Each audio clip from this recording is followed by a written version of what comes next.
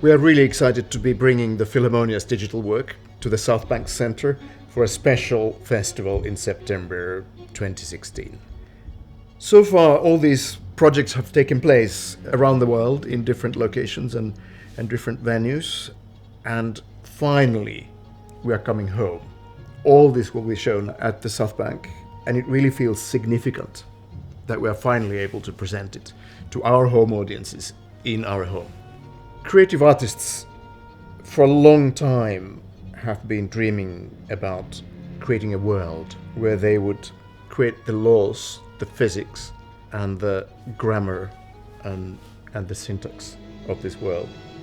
But for the first time in the human history, we have technology available that would actually do it for you. And my experience with virtual reality has been, it feels kind of sad to leave it.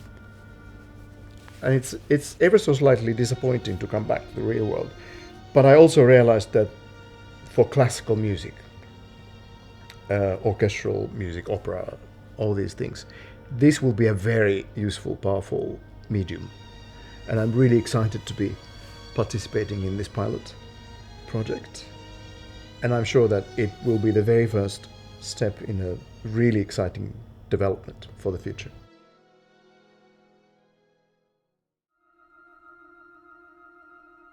The very question of expression is a tricky one with Stravinsky, because he was so keen to tell everybody that there's no expression in his music, there's no emotional content, there's no other content. I think that's a lie.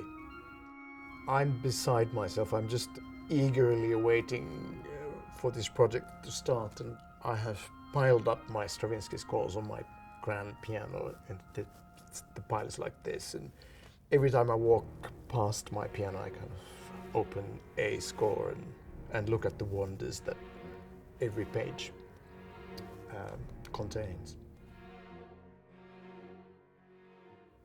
I admire him very much. He's one of the most versatile and intellectually curious and agile pianists. I met Pierre Laurent many years ago in Paris. The first time we played together in a sort of classical, conventional setting was some years later. And in fact, I remember this very well because we played the Beethoven Emperor Concerto in LA, in fact. And we had dinner afterwards and looked at each other and started laughing because this was kind of a funny transition for both of us. You know, two new music guys who knew each other from the Boulez ensemble all of a sudden had been performing the most established of all piano concertos in plush setting of Los Angeles Philharmonic, and you know, it was so different from the starting point of both of us.